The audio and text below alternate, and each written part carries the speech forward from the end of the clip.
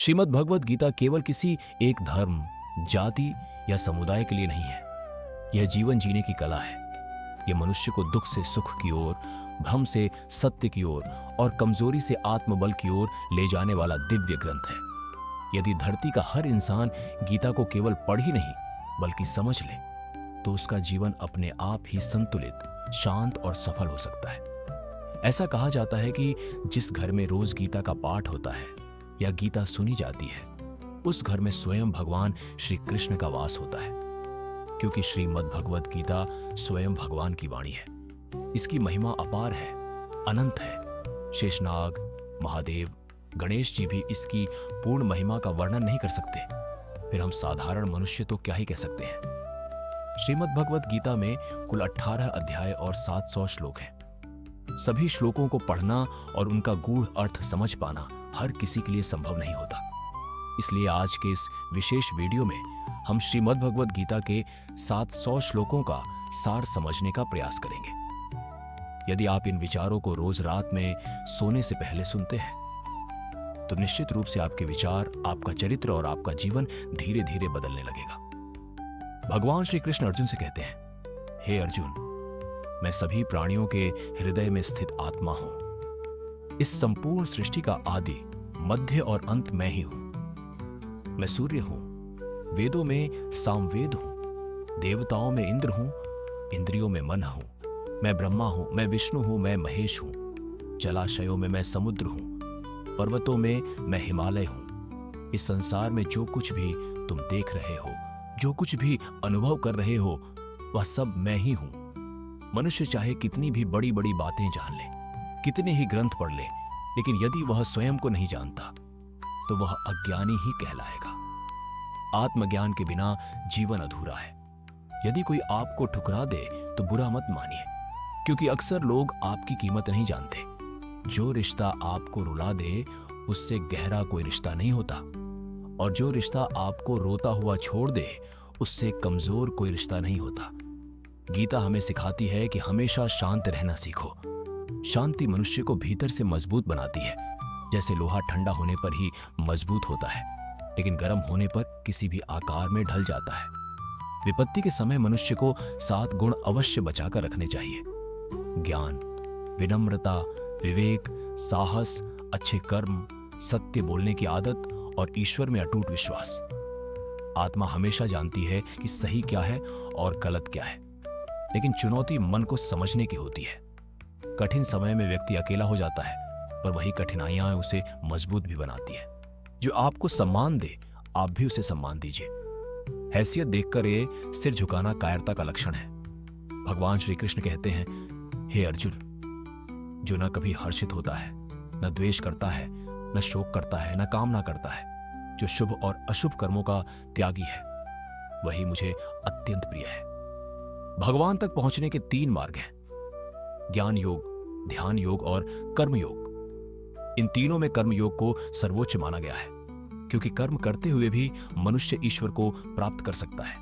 यदि किसी पर विश्वास करना हो, तो उसकी बातों से अधिक उसके कर्मों पर ध्यान दो। क्रोध के समय थोड़ा रुक जाना और गलती के समय थोड़ा झुक जाना जीवन को बहुत सरल बना देता है। जो मनुष्य भगवान को जान लेता है, वह जन्म और मृत्यु के बंधनों से मुक्त हो जाता है। जो गीता को पढ़कर उसके अनुसार जीवन जीता है, उसके पापों का प्रभाव समाप्त हो जाता है। जो भाग्य में है वह चलकर आएगा, और जो भाग्य में नहीं है वह पास आकर भी चला जाएगा। जैसे हवा के झोंके नाव को भटका देते हैं, वैसे ही इच्छाएं बुद्धि को भ्रमित कर देती हैं। समझदार वही है जो दूसरों से प्रेरणा लेता है, ईर्ष्या नहीं करता। शस्त्र केवल शरीर को घायल करते हैं, लेकिन शब्द आत्मा को भी घायल कर सकते हैं। जो व्यक्ति स्वयं को परमात्मा से अलग नहीं मानता और शरीर से अपना संबंध नहीं जोड़ता, वही जन्म मरण से मुक्त होता है। गीता का मुख्य उद्देश्य मानव कल्याण है, इसलिए कर्म करते समय मानव कल्याण को प्राथमिकता देना चाहिए। श्री कृष्ण कहते हैं, जो तुम्हारा साथ दे, तुम उसका साथ दो। जो धोखा दे, उसे त्याग दो। जहां तुम्हारा सम्मान न हो, वहां मत जाओ, क्योंकि जहां सम्मान नहीं, वहां आत्मा धीरे धीरे टूट जाती है। जहां बारिश नहीं होती, वहां फसल नष्ट हो जाती है। और जहां संस्कार नहीं होते वहां नस्ल नष्ट हो जाती है। जो कहते हैं कि उनके पास समय नहीं है, दरअसल उनकी प्राथमिकताओं में आपका स्थान नहीं होता। हे अर्जुन, जो मेरे जन्म और कर्मों के रहस्य को समझ लेता है वह शरीर त्यागने के बाद पुनः जन्म नहीं लेता, बल्कि मेरे परम धाम को प्राप्त करता है। जो सभी इच्छाओं का त्याग कर देता है और मैं और मेरा के भाव से मुक्त हो जाता है, वही सच्ची शांति को प्राप्त करता है। जिस मनुष्य के भीतर ज्ञान की कमी, बहुत कम लोग आत्मा के ईश्वर में सत्य को जान पाते हैं। जो सुख दुख को समान मानता है वही मोक्ष का अधिकारी होता है। जब तक तुम खुद से हार नहीं मानते तब तक दुनिया की कोई ताकत तुम्हें नहीं हरा सकती। तुम कमजोर नहीं हो, तुम्हारा समय कमजोर है और समय बदलता जरूर है। जिसने कभी संकट नहीं देखा उसे अपनी शक्ति का एहसास नहीं होता। जो दूसरों के दुख को समझते हैं, जिनमें करुणा होती है, उन्हें बार बार जन्म नहीं लेना पड़ता। किसी को कुछ देकर घमंड मत करो। हो सकता है तुम केवल पुराने कर्मों का ऋण चुका रहे हो। घमंडी व्यक्ति का वंश, वैभव और प्रतिष्ठा नष्ट हो जाती है। रावण, कौरव और कंस इसके उदाहरण हैं। चुप रहना सबसे बड़ा उत्तर है और क्षमा करना सबसे बड़ी सजा। धैर्यवान व्यक्ति की शक्ति का कोई मुकाबला नहीं कर सकता। व्यर्थ की चिंता और भय आत्मिक शक्ति को नष्ट कर देते हैं। जीवन की चुनौतियों से भागना नहीं चाहिए। यज्ञ से बचे अन्न को खाने वाला पाप से मुक्त होता है। जो केवल अपने लिए पकाता है वह पाप ही खाता है। केवल ज्ञान ही ऐसा तत्व है जो हर अवस्था में साथ देता है। जैसे मौसम बदलते हैं वैसे ही जीवन में सुख दुख आते जाते रहते हैं। जीवन की हर विजय 3 शस्त्रों से होती है: धर्म, धैर्य और साहस। मनुष्य कर्मों से महान बनता है, जन्म से नहीं। भरोसा खुद पर रखो, क्योंकि सहारे अक्सर साथ छोड़ देते हैं। मित्र अमीर हो या गरीब, मायने यह रखता है कि वह बुरे समय में साथ देता है या नहीं। धर्म कोई भी हो, अच्छे इंसान बनो। हिसाब कर्मों का होगा, धर्म का नहीं। खुश रहने के लिए काम करोगे तो खुशी नहीं मिलेगी, लेकिन खुश होकर काम करोगे तो खुशी जरूर मिलेगी। जब तुम दूसरों के लिए अच्छा सोचते हो वही अच्छा तुम्हारे जीवन में लौट कर आता है। यही प्रकृति का नियम है। जीवन का मूल्य इस बात से तय होता है कि तुम क्या बन सकते हो, न कि तुम अभी क्या हो। हंसता हुआ मन और शांत चेहरा ही सच्ची संपत्ति है। ईश्वर जितना इंतजार कराता है उससे कहीं अधिक देता भी है। यदि कोई साथ न दे तो निराश मत होना। परमात्मा से बड़ा कोई हमसफर नहीं। विश्वास के बिना कोई रिश्ता टिक नहीं सकता। बीते हुए दुखों को याद कर आज को खराब मत करो। जनक जैसे राजाओं ने भी कर्म करते हुए ही सिद्धि प्राप्त की थी।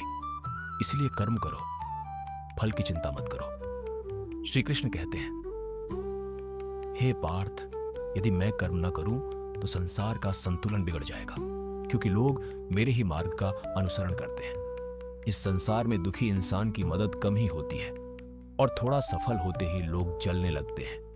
इसीलिए अपना दुख कम लोगों से कहो और अपनी खुशी दिखावा मत बनाओ। आहार सात्विक और संतुलित होना चाहिए। दिखावे के लिए संयम रखने वाला व्यक्ति दंभी कहलाता है। जो कर्तव्य नहीं निभाता उसका जीवन व्यर्थ है, लेकिन जो आत्मा में ही रमण करता है उसके लिए कोई कर्तव्य नहीं रहता। ऐसा व्यक्ति करोड़ों में एक होता है।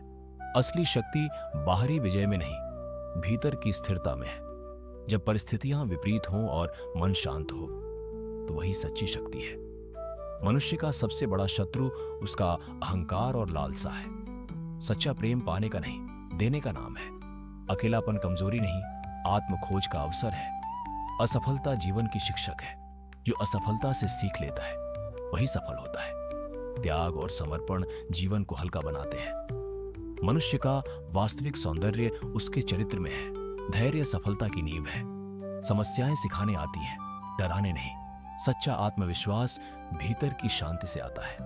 हर छोटा कदम भी महत्वपूर्ण होता है। मौन की शक्ति को समझो। संतोष और आभार ही सच्ची खुशी है। गलतियों को स्वीकार करना ही विकास की शुरुआत है। हर अनुभव शिक्षक है।